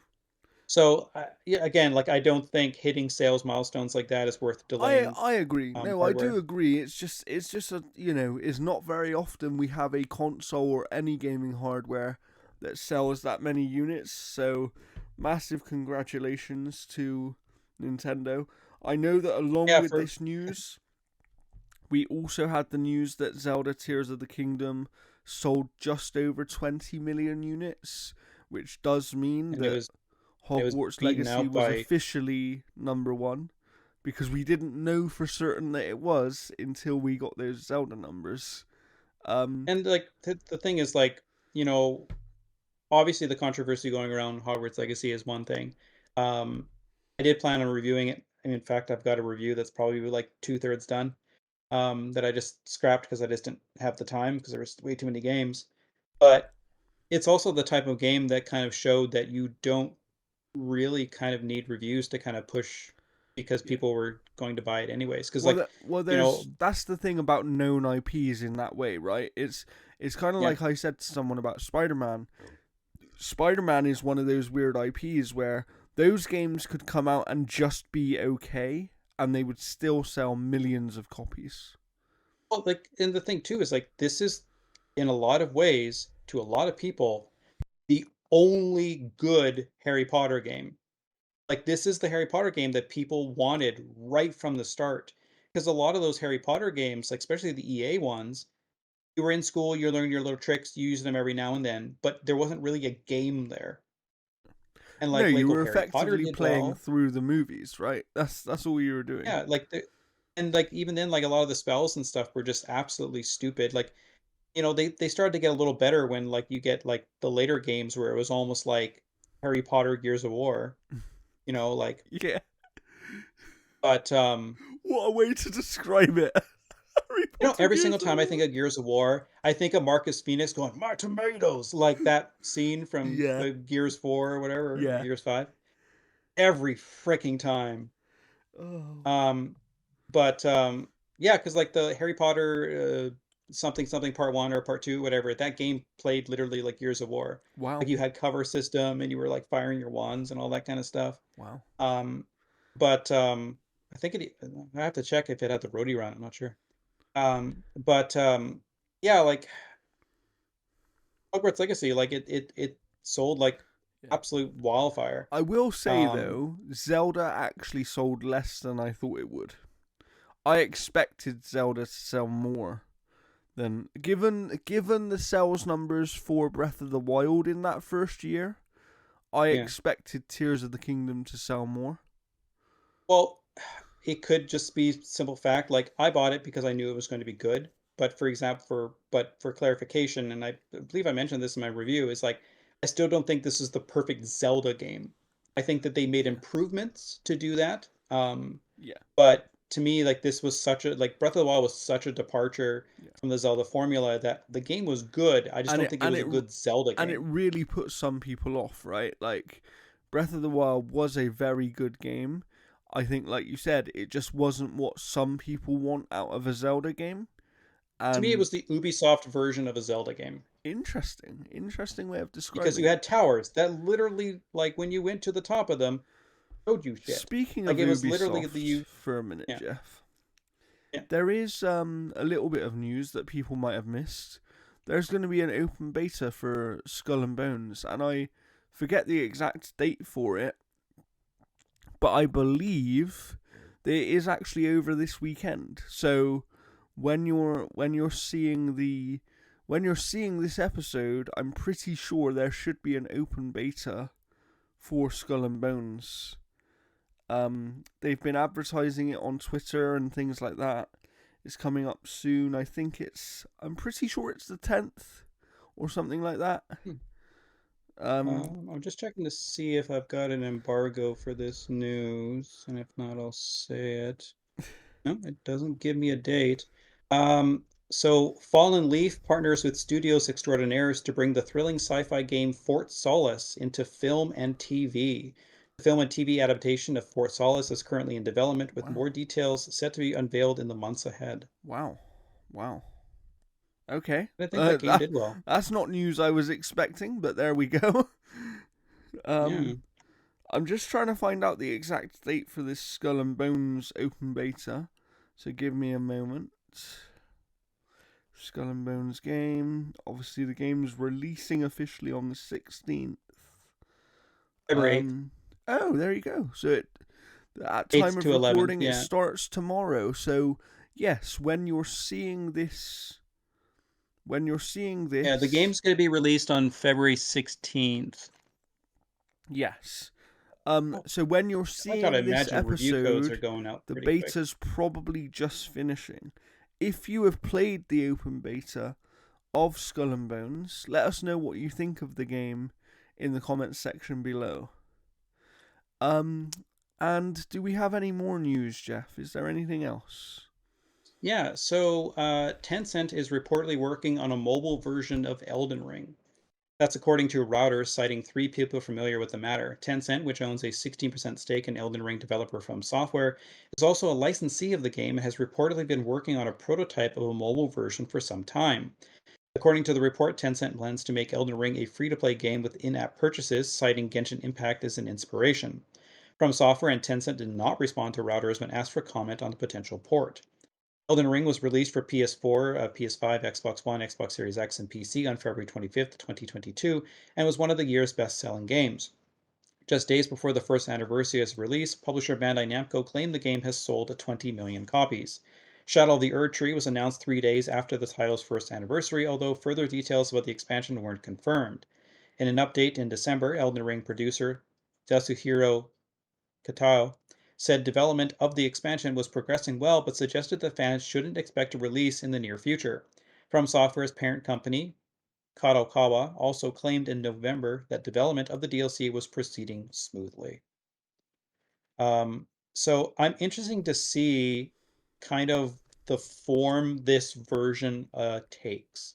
If this is something that's original within the Elden Ring world, or if it's the Elden Ring game, but I don't know how in-app purchases work, whether or not it's like specialized armor or special weapons and stuff like that, or remixed boss fights or whatever the case is, because like mobile is a massively untapped market for a lot of these AAA games. Yes. Yes. And we're also getting to the point where you can have decent versions of full-on AAA games on mobile now. Yeah. So it's going to be interesting to see what they do with this for sure. It's not the news I expected to have. I'll be honest. I didn't think this was going to happen, but we'll see what they do with it. You know, people loved the game, and people clearly want more of that. So we'll see what they do. I guess that's all I really have to say on it. I'm interested to see how they sort of translate it to the mobile platform and what that could actually mean. Yeah, and whether or not they improve the co-op. Yeah, yeah, that would be nice. Because like the seamless co-op on the PC version of Elden Ring is like how that game should have had co-op from the get-go. Yeah, absolutely agreed. Um, so do we have anything else? That's the question. Do we I have think that anything else? news-wise, I think that is pretty much it for right There is now there without having. is there is technically one thing, but I don't know if you watched it or not, Jeff, and that is that last night there was another state of play.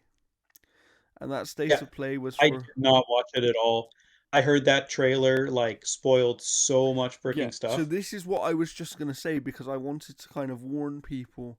Um, I did watch it. I'm someone who hasn't played the original FF7, so I got to the snowboarding and I've stopped every time. so anything it kind of did spoil for me, I wouldn't have been aware of anyway. So in that sense, I'm okay. What I will say is what I saw really sold me on the game in the sense of I will now definitely be playing this game. It looks Yeah, I fantastic. watched Maximilian Dude go through some of his footage and all that kind of Yeah. stuff, showing like the open world and all that kind of It stuff. looks And absolutely fantastic. It looks massive. It looks like they've it makes Remake taken look like a rough draft. yeah, it really does. It really does. So I'm very excited for it. But if you're someone definitely if you're someone who's played the original that doesn't want any spoilers, do not watch it because you will see things that will spoil moments for you. I've seen people who are like more than like familiar with like that type of stuff, and they were saying like, I cannot believe that Square Enix was showing this kind of stuff. Yeah. And the one thing that Maximilian Dude was saying as well too is that people who played Crisis Core, the remake, Mm, mm. and have played like Final Fantasy VII remake, are saying it's kind of weird that they went the way that they did with Crisis Core remake, considering it actually goes against some of the story stuff that happens in Rebirth, Yeah. which is very, very weird. Yeah. Very weird. Very weird. But there's that. If you once again, if you have watched it, let us know what you thought. Will you be picking up Final Fantasy VII Rebirth? Because that's one of the big games coming up this month. So let us know. But for now, I think we should talk about some games that we've been playing. I'll go first because mine is quite simple. I've still been playing More Like a Dragon Infinite Wealth. I I won't spoil anything for anybody, but I now have got to the point where I've effectively decided to now mainline the story, and that's not because I'm not enjoying any of the side stuff or anything like that. I did a side quest last night that was essentially using diapers to make snow. I won't spoil it for you because but it's actually a very good side quest. Um, but yeah, I've got to a point that's really interesting in the story. There's kind of two different stories going on at the same time, and they're doing some really interesting stuff. I've just made it to chapter 8. I'm probably around 60 hours into the game now, something like that. And yeah, I'm really enjoying it. Can't wait to see where the story goes. Like I said, as far as I understand it, I'm just over halfway through the story, so I still have a good chunk to go. But as soon as I've finished this main story, I will be putting out a review for the game as quickly as I can. Um, but what I would say is, without giving an exact score, if you've played the previous games, you should play this one. That's kind of where I'll leave it for now, and tune into the website in the coming weeks for my review of that game for sure. What about you, Jeff? What have you been playing recently? Well, the main one I can't talk about until next week. So I'm about a week away from being able to talk about one thing. But I'll kind of quickly touch upon a smaller one and then go to a bigger one. So I just put out the review for Elisa Developer's Cut. This is kind of a throwback to like the old Resident Evil style games. It's made by one guy, Casper Crows, and it's put out through Top Hat Studio. This game is kind of like it's one of those things where its inspirations is both its positive points and its negative points. Where like it still has like tank controls. It has a modern control setup, which is a lot easier to control. The voice acting is abysmal, but it's abysmal for a reason. Like there's a very particular type of like direction they're going for. I only heard of this game because Susie Spearhunter had tweeted out that this was kind of her first voice acting gig, and she plays one of the bosses later on in the game. And it's if you really like the original Resident Evil, like Resident Evil 1, and you're like, I want to play another experience that's like that, this is exactly like that. It has like a mansion with a whole bunch of like weird kind of areas. The aiming is not terribly great. It's got some really unique kind of characters and types of things and stuff, but it is, in all intents and purposes, a slave to its inspirations. And again, like that is for both better and for worse. Um, it's available on pretty much everything right now. It came out yesterday, so definitely check it out if it's the type of game that you are kind of looking for. Yes, yeah, that sounds good to me. Um, I do have a little bit of an update, and that is for the Xbox stuff we were talking about earlier. Jez Corden, who obviously is quite often on top of all things Microsoft, has Yeah. kind of been. I just kind of checked his Twitter to see if there's anything, and it's not brand new, but it was something I missed from a couple of days ago. And he actually made a comment saying that a lot of people next week are going to be surprised by what they hear, and essentially he's saying that some people are going to feel really silly. That makes me think that he knows that maybe it's not as bad, and he wrote up a great article of why there is concerns over what's happening here around Satya Nadella's Microsoft and things that they've done in the past under his leadership that have kind of led to this lack of trust, if you will. But even in there, he talks about how his initial reaction was one that was very negative, and then as he's kind of considered it more, maybe it's not as negative as he thought, but it's just that they're in this weird place where he doesn't know whether to trust what they actually say and whether to buy into what they think. But I would say keep an eye on him because he does know things, and he seems to be suggesting that maybe it isn't going to be as bad as people think. At least that's how I read what he's putting out on Twitter. Um, have you played anything else, Jeff? I have. So ugh, I think I'm dressed appropriately. I've got Jim Lee's Batman right there. Nice. So I have been playing Suicide Squad, Kill the Justice League. I've been playing it sparingly because again, like I'm trying to review another pretty lengthy game Yes. right now, way longer than PR has told me that it is. So I've played probably about 4 hours of Suicide Squad Kill the Justice League. I have killed a member of the Justice League. And I'm kind of diving into that story there. Um, I'd have to go back and actually play Arkham Knight if I remember being as dissatisfied with it as I was. And I think it was mainly just like the story stuff where Rocksteady was like, no, we swear the Arkham Knight is a new character when it was really just another version of Jason Todd. And I remember just like not liking Arkham Knight as much as I did. Um, I think Arkham Knight is still Rocksteady's weakest. Um, Like because I am liking Suicide Squad Kill the Justice League. I don't love it. I think there's a lot of really bad choices here. I think making it any type of live service game, it was foolish. I think that this could have just been a fun co-op game without the live service trappings. Yeah. Um, but no, like it's still fun. Like I'm trying to main as much as I can as Harley, but there's a couple things where it's like, okay, you have this challenge and it's more designed around King Shark.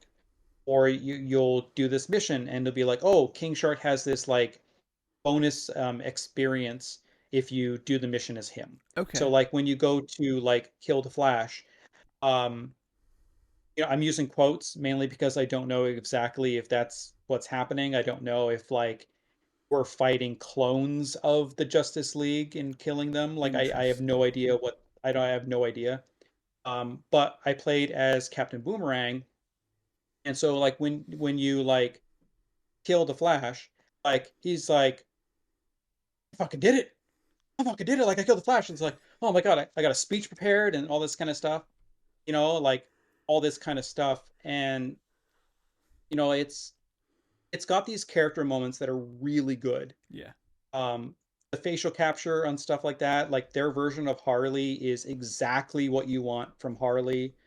I think Deadshot so far is the weakest of the characters. I think he is the most bland character, and I think it's Interesting. because Deadshot just doesn't really have much of a personality. Because Captain Boomerang is like this like Yeah. Aussie kind of Yeah. like So character who's like wildly if out I there. was playing the game, and I may do at some point, I'm not sure that I'm Yeah, prepared to buy it at full price. But yeah. Captain Boomerang would be the character that I would play as, I think. Yeah, his every character has a traversal ability. So King Shark can use his strength to essentially like jump really high. Um, Deadshot basically has like a jetpack. Harley has the Like bat Bat grapple Tech, and then yeah, a yeah. bat attack and stuff. And Captain Boomerang actually uses the Speed Force to throw his boomerang and then appears where the boomerang is. Wow, okay.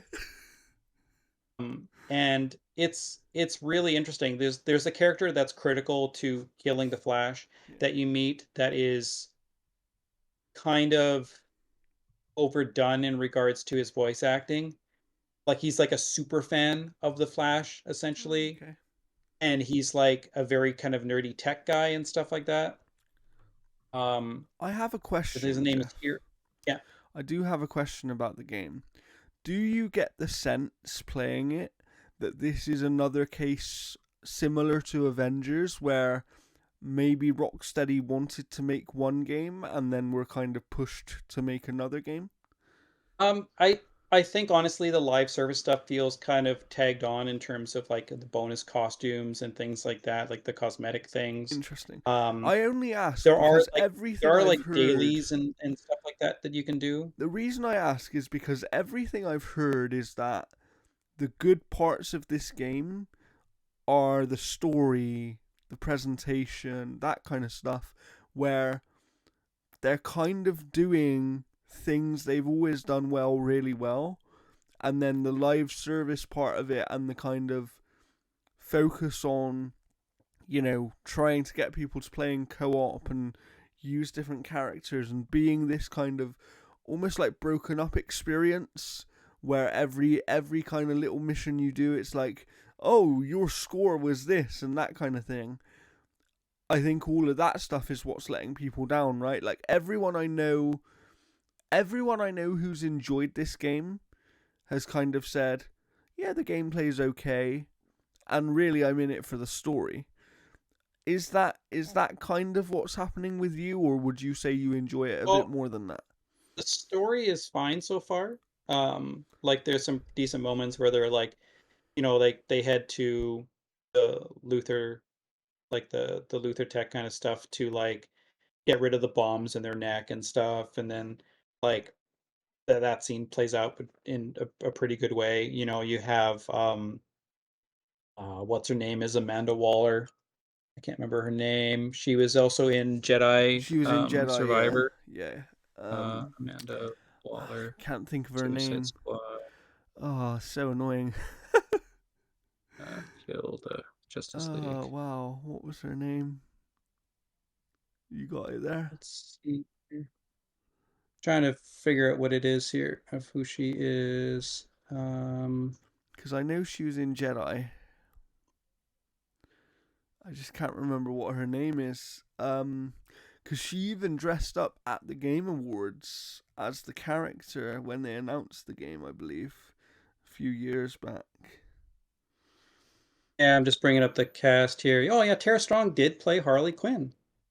She kind of does like a little bit of a different kind of take on it. And Samoa Joe plays King Shark. Yes, yeah. Um, and this is second last performance of Kevin Conroy as Batman. So it's Deborah Wilson plays Amanda Waller. She was from Mad TV. She's kind of went full blown voice actor and all that kind of stuff. Oh, Nolan North plays Superman. Oh, wow, That's okay. I didn't interesting. know that. Yeah, that's interesting. Scott Porter plays the Flash. I know that name from somewhere. Jason Isaacs plays Brainiac. Holy shit. That's a good cast. Um, That's they have an interesting take on Poison Ivy. Because like if you remember the child, right? previously, Poison Ivy like died or whatever in the other games. Hmm. And then she's kind of like reborn, and so she's like a child in this one. So she's like kind of like a maniacal like um kind of kill hungry kid who Wow, doesn't okay, you know that's interesting. remember who doesn't remember who Harley is. Um, yeah, there's a bunch of kind of interesting like characters and stuff that they have in here. Like I know I've seen screenshots of like Martian Manhunter, but he's not part of the Justice League that you kill because like I haven't seen him kind of really mentioned on there. I think the next person I have to go after is Green Lantern. Interesting. I've heard the Green Lantern boss fight is very good, so you'll have to let me know. Yeah, Um, like the Flash one's interesting because you're trying to counter his speed and slow him down and stuff like that, and then every time you do and you hit him and whatever, he's like, whoa, we're getting tired here. Whoa, like he's like kind of like addressing the stuff but still being kind of I cocky. would have loved Uh, to have seen. I would have loved to have seen what this game could have been without the live service stuff. I don't think it would be much different. I think the live service stuff just kind of sticks out as like it's there and you realize that it's there and it kind of sucks because like you could still earn all the costumes and stuff if the live service stuff wasn't there. So like there's that end of it. Yeah, Um, but I don't know it would really be much different interesting. because this just kind of feels like just like a multiplayer version of like the Arkham games in a lot of way, but you're not playing as Batman, obviously. So the So level why? design is a So little bit my different. question for you then, Yeah. from another perspective, is why do you think that this game isn't hitting in the same way as those? If it's just essentially a multiplayer version of those games that people loved, why is it not Well, quite hitting the I think the same? gameplay is also different too, because like you're not stealthing around as Batman, you're not playing as Batman, you're not using like the gadgets and stuff. Yeah, But I think it's like a lot of people are like kind of at the point where they're like, Rocksteady is better than this, yeah. so why aren't we getting like that level of It Rocksteady? is And I think almost that like is kind of somebody. It's almost like the impression that I get is that people wanted something different than this out of Rocksteady. So it's not they wanted necessarily. another Batman game. I Yeah. mean, that's all they kind of wanted. So it's not necessarily that this game is terrible. Like nobody I've spoke to thinks that this game is terrible. But the impression I I've seen get a it. lot of people say that. Like, Skill Up's like headline for his review on YouTube is I absolutely do not recommend Oh, I haven't Suicide seen Squad his Kill review yet. Rocksteady. I'll have to check his out because I Um, really like his reviews. He's an excellent yeah, because he reviewer. was saying fundamentally there's not a decent thing basically good about this game. Wow. And I Okay, haven't got to the point that's where the interesting. story's bad because I've heard the story gets really bad. I've heard the Oh. Batman death apparently is like really, really bad, Oh like wow. infuriating bad. Like, um, so I don't know exactly where the You'll story's have gonna to keep go, us updated on that one then. but Yeah, I'm oh, glad that you're it's playing it at least because at least one of us can talk about it. yeah, like I think it's like I like more of it that I don't. but the stuff that I don't is really relevant, like really prevalent of like being like very bad decisions. Like there's these missions that you do where you can't kill an enemy with regular damage. You have to do boosted damage. Oh, But the problem okay. is it doesn't tell you how to do boosted damage, and the only things that you can kill are these little critters that run around. And in one particular area, there's none of those critters, so I can't do any damage to any of the enemies because I have no idea how to do Oh my boosted god, damage. what? How are you? What? That's Yeah, weird. I have no idea. Like I put it on easy Have to you? basically just try and do Are that you sure mission. you haven't like missed a tutorial or something? I have no idea. Interesting, interesting.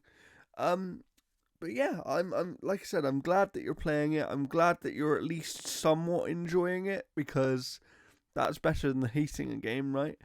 We've Yeah, all like got I think it's fine so far. Like if I hit credits right now, I would say this is probably like a 6. okay. But I mean, like it could still get better. Like I have no idea. It could still get worse. I have Are no you idea. going to review the game? I'm gonna try. I'm Okay. definitely gonna try. Because again, like I'm working on a game right now that I'm hoping to. My plan is essentially is to beat this mysterious game. Um, hopefully today. Like I Okay. don't know how long it is. I have no idea. If not, I'll probably beat it on Saturday, and then I'm gonna basically get a review out for when the embargo drops Yes. next week. Yeah. Um, so I have no idea. I'm definitely gonna try because I do also want to review Skull and Bones. Yes. Um, once eventually codes drop for that. Yeah. Um, and then Final Fantasy at the end of the month as well too. But I'll Yeah. be getting that at launch, so that will come later. Yeah. It's gonna be an interesting time because I obviously, like I said, I'm playing Infinite Wealth. I also do want to try at some point Persona 3 because I've never played a Persona game, and if I Well, try 75 to 80. yeah, and if I get time to play that game, I may at some point do a review of it. It kind of depends on how I feel, obviously, with that one, because I can't tell you what, but I am waiting. I will eventually be under embargo for an upcoming game. So I'm going to kind of be busy with that. So I'm going to be in Jeff's boat for probably a few weeks here where I won't be able to talk about things that I've been playing really. Um, but hopefully, as that happens, Jeff will be able to talk about some more things very soon. So, stay tuned for all of that. We're going to end with a question of the week, and it's something we will discuss a bit as well as we end the episode here. But what is our question of the week, Jeff?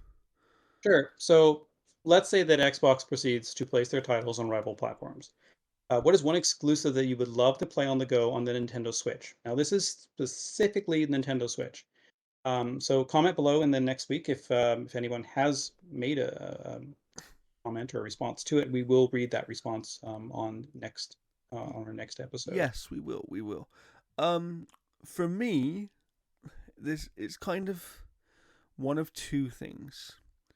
It's either Hi-Fi Rush, just because I do think that game is is very well suited to playing on the go.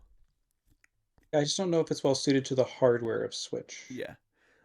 Or I would quite like, and again, I don't know if these games are very well suited to the Switch either, but I would quite like to see Gears of War on the Switch. I think that that's something that that original trilogy, especially for me, is held in like very high regard. For me, one of the best trilogies in gaming, and I would love to see more people be able to play it. And I would love to play it again, but whenever I'm sat down at my TV, I always have other things to play, if that makes sense. Yeah. So being able to play that on the go as something that I'm revisiting would be a really good Yeah, way like of doing a lot that of as these well. games are kind of playable on the go already through like Steam Deck and stuff like that. Because because a Yeah, lot of them have like Windows versions and stuff like yeah, that. Like for me, like putting on the Switch, and again, this one's already portable, I think, on Steam Deck as well too. It'd be like Gears of War Tactics. Oh, that would be a Um, really good one. That would, yeah, yeah, because like I could play it in spurts basically. Um, but yeah, yeah, yeah. That would be a really good one. And that, even something like the Halo Wars games as well. Like they would be pretty good for Switch, I think. Yeah, there's a lot of good options. There are good options. yeah, I'd love to see the Halo top-down shooters that they did. Yeah, Those come to Switch as well. yeah. Do you know what I'd love to see? What I'd really love to see? No, no, I wouldn't. But imagine if they were like, "Oh yeah, we'll put Perfect Dark on the Switch." Their quadruple A game, it'll never run. No, I would love to see the remastered Killer Instinct Oh my god, put yeah, on I Switch didn't as even well. think about that one. That would be really good. That would be really, really good. Um, and what Or even else the is? Phantom Dust that Yeah, gives like 360. yeah. They're so like that's the thing is like, do you know one game that I actually think would be good for the Switch, and you could run it through cloud because it's been done on lesser Xboxes already with some success. Mm. Flight Sim, like Flight Sim on the Switch, I actually think could work very very well. They could even take the Joy Cons and where you could control the plane and Yeah, I so that I kind of think stuff. I think Flight Sim for the Switch could be really really cool. And then obviously if we're looking at upcoming games as well, like some weirdly I would like something like Hellblade 2 to be on the Switch or at least some portable device in a native capacity. Yeah, the Switch couldn't handle the probably the title screen for that game. Another one that'd be good to come out on Switch as well too would be like Pentiment, just because it's Oh like a my, kind of like a small experience. yes, yes, Pentiment. And to be fair, probably Grounded as well. Yeah, Grounded would be fantastic on Switch. Yeah. So there you have it. There are suggestions. Let us know what you think in the comments. And as a fun little one as well, why don't you let us know that if kind of do the reverse as well. So if Nintendo was ever to put another one of their games on a different platform, which game would you like that to be? So which game would you like to play from Oh, Nintendo? easy answer. Easy answer, Jordan. Go on then, go on, Easy. what is it? Yeah. ARMS. That way we can see it be a colossal failure on other platforms as well. Um so yeah, let us know also which Nintendo game would you love to play on an Xbox or a PlayStation? Because maybe Smash Brothers. But then you can actually have good online. because Done. maybe who knows? Maybe that is the future we're heading for. We'll find out more about this new Xbox direction next week. We will report it and talk about it.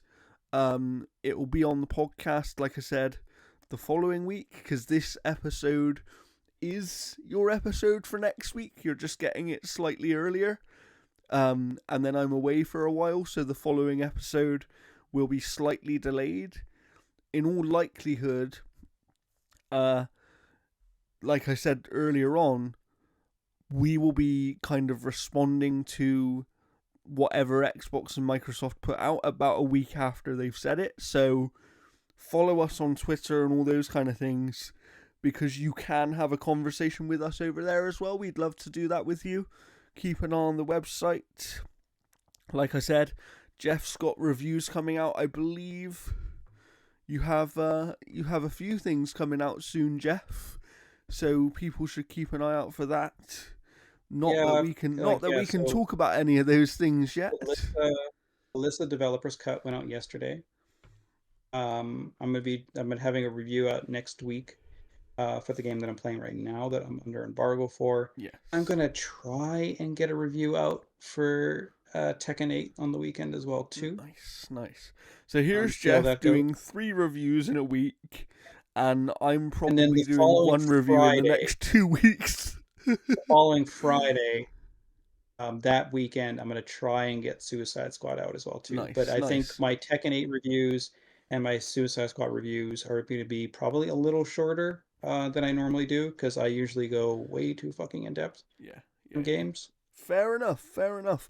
Well, look out for all of those reviews. Follow us on Twitter. Follow the Gaming Mix podcast on Twitter. Follow Analog Stick Gaming as well, which is the website on Twitter. Or X if you would like to call it that, but it's still Twitter to us. We will always call it Twitter. And we will see you very, very soon, potentially in a very different video game industry the next time we're speaking to you. So let's look forward to that. Please don't forget to like, subscribe, share this with your friends, all that Ring that good bell. stuff. Ring that bell, as Jeff says, and we will see you next time. Goodbye from me.